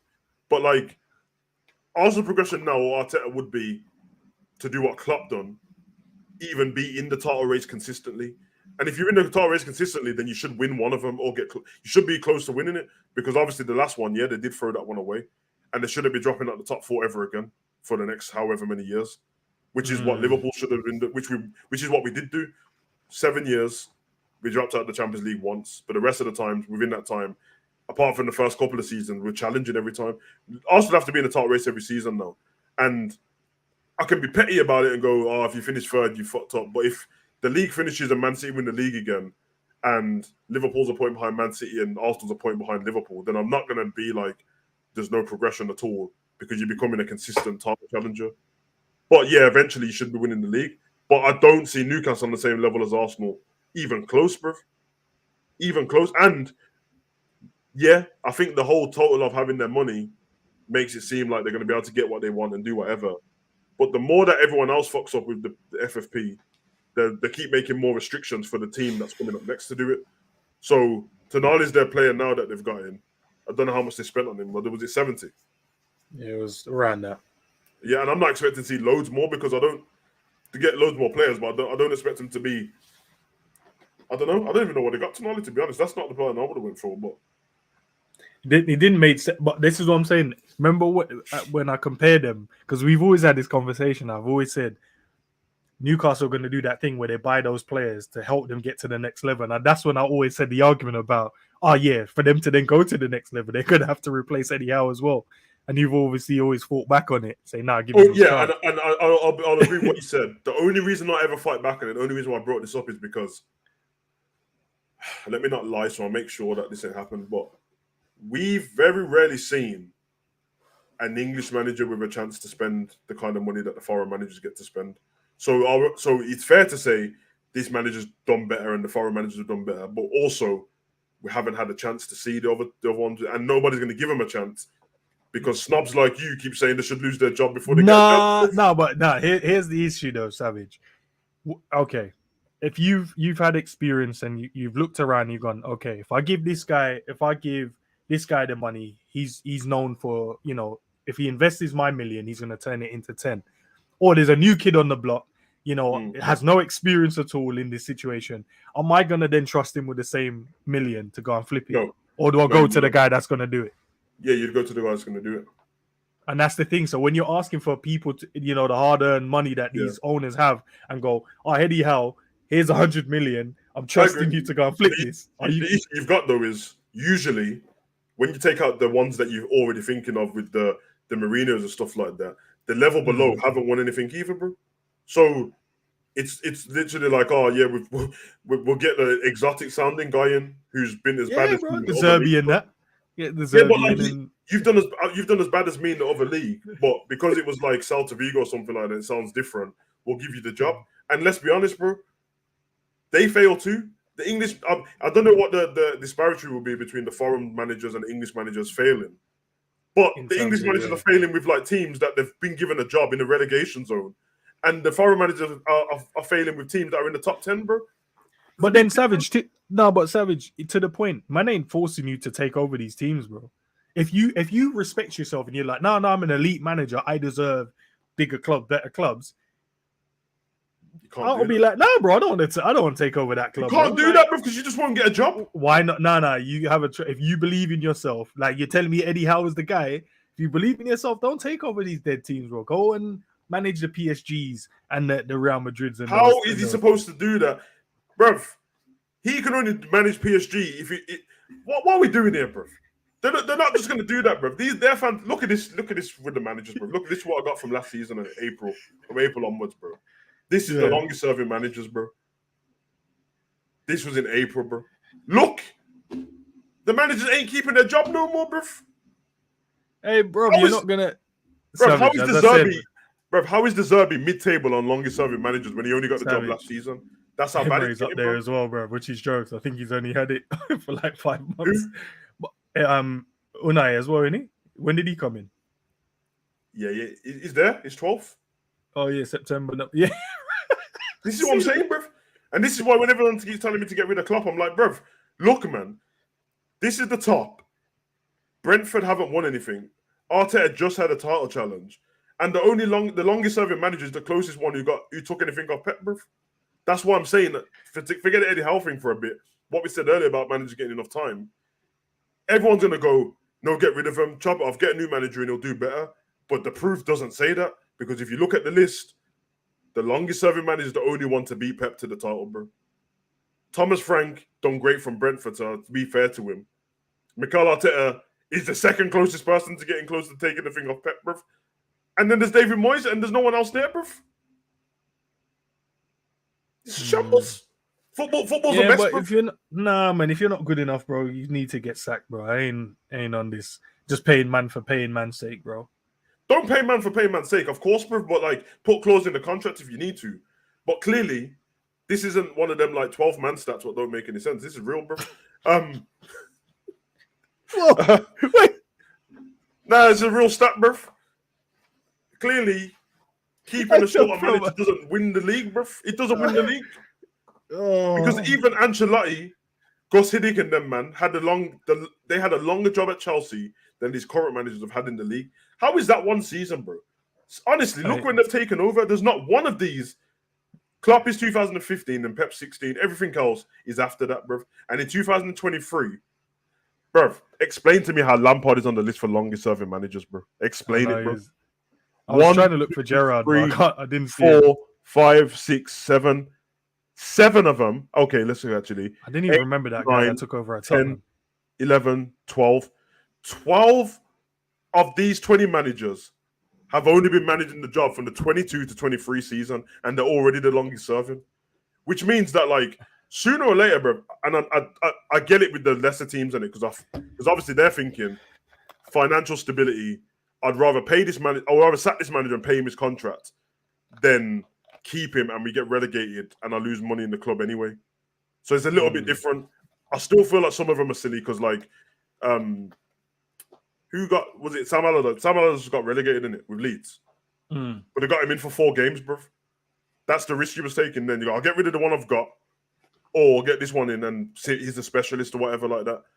But for the other 12 teams, bro, if you're a mid-table team in that, bro, the difference between league positions and money is not that much, but you might as well just try and hold on to this guy. As long as it's not toxic at your club. If you can build a culture for your club, you can have the fan believing and stuff like that. And the point disparity between, like, if the points between 13th and 16th are 2 points, bro, there's not much point of sacking him, bro. Because it's a false position. If it's massive, then yeah. That's why I don't understand. Vieira don't have a job, but they gave Roy Hodgson the job back, bro.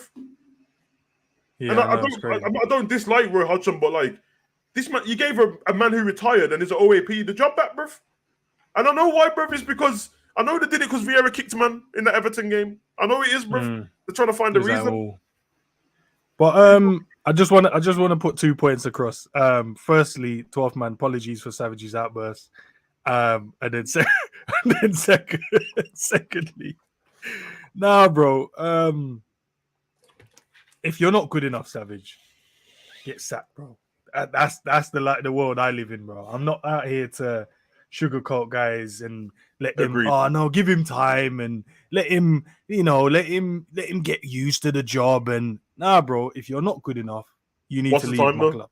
What's the time? What is the time I You giving think somebody- 6 months to a year is good enough for you to Yeah, well, find I out. just Some seen on man, that list, bruv. About Savage, most, about 7 of them didn't even make it to 6 months. I Bruv. know, but because they were shit, bro. But Savage, in most jobs in real life, you get what 3 months probation, bro. If you're not good enough, yeah, you get sacked. Oh, These men are getting 6 months to a okay. year. So this That's is my long point. enough. Then, if they put something in place where they said managers get 3 month probation, if you don't hit this target, you don't get it. Fair enough. But Yeah, but they don't do that. Okay, but here's why it's kind of hard for that. If you want to put stipulations in, I think it has to just come down to how the staff is taking to you, how the players are taking to you, how's the fan base taking to you, what style of football you're playing, and then what the results are. I think those are probably where you can then sack a manager or keep him. If you then start adding stipulations in, like, oh, you need to be in this position, just for an example, in the league. Yeah. Sometimes the restraint in terms of the players you don't have are up to that quality. The finance ain't right, so you can't even replace these man. So it's hard to kind of put certain clauses in. I think it's down to, let's see how the fans react. Let's see how the players react, the staff react. Then we'll look at what kind of results are we getting, and then what's the style of football like? Is the fans' acceptance to it? Is the players loving this? What the environment is like, and then you will start seeing that.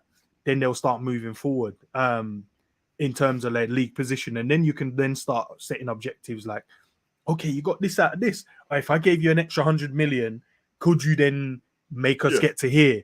And I think that's when you can start judging. But that's why some Klopp man should have can't got given money, because Klopp clearly can do the job.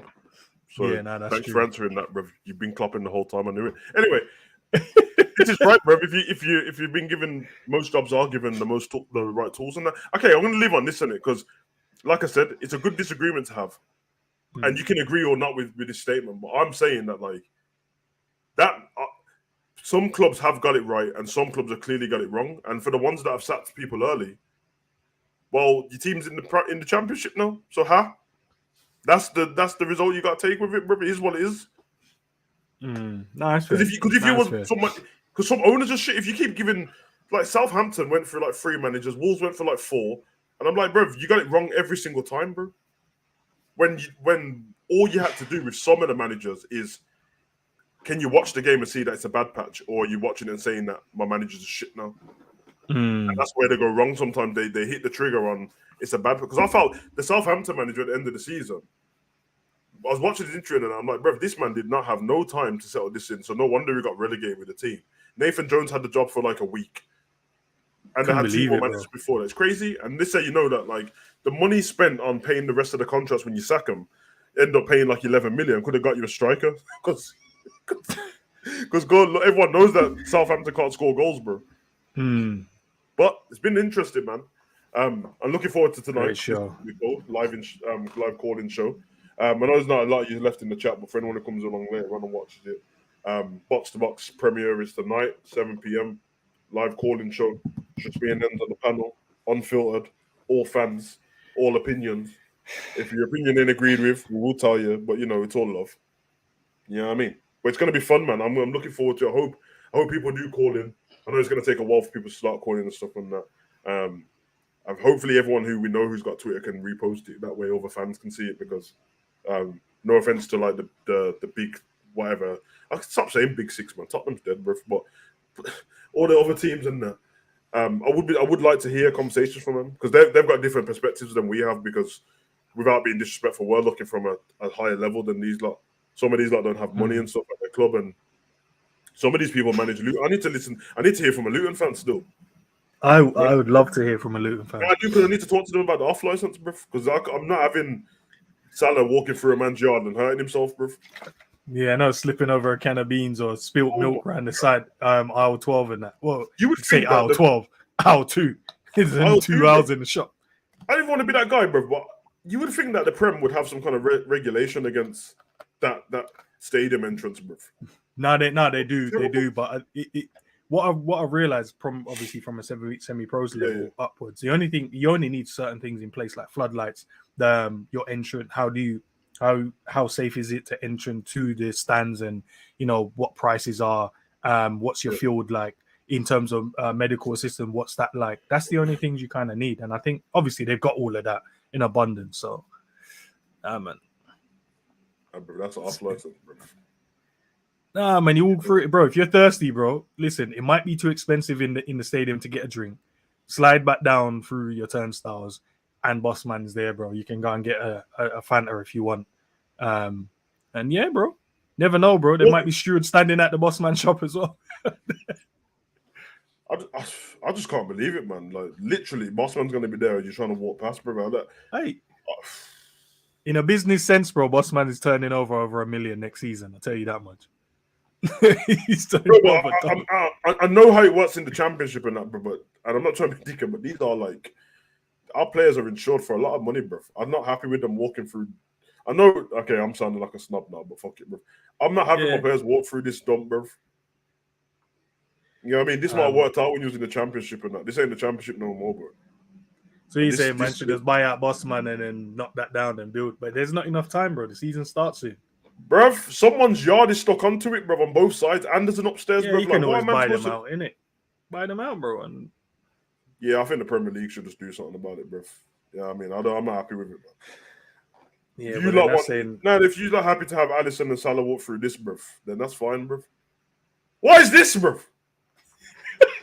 Why is this, bruv? I'm not happy, bruv. Because I'm going to be hearing stuff like Virgil didn't play today because it's concussed. Why? The ceilings are too low as he tried to walk through the Luton thing, bro. Bruv. Nah, man. I'm going to have to start hashtagging that, bro. You get me? Hey, listen, them Luton players are going to love going to like Anfield. They're going to be love going to... Oh, they can't believe it, bro. They're like, oh, bro, I'm telling you, all these men are looking forward to go and play in away games. That's all they're looking forward to. They don't care about the home games. Like, Bundy's, man. I'm going to Anfield? Ah, shit. How do you, bro? I'm going to start hashtag, bro. Hashtag football snobs against Luton, bro. I'm not having it, bro. You know, man. You better airdrop my players into that stadium, bro. I'm not having done his walkthrough there, bro. Yeah, that's it. Maybe have a bigger entrance, man. Maybe he's knock down them people's yards, bro. Sell one of your players and knock down everyone's yard, bro, and give them the money, bro. Because I can imagine that you get a lot. If somebody says, we need you to leave so we can knock down this, bro, you can just charge them through the roof for it, bro. Hey, man. But it is what it is. It's been emotional. Big up to guys, bro.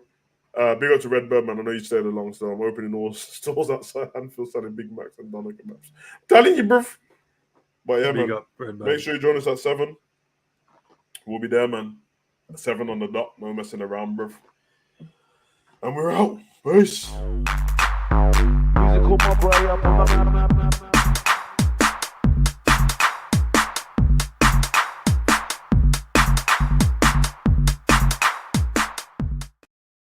Jeez.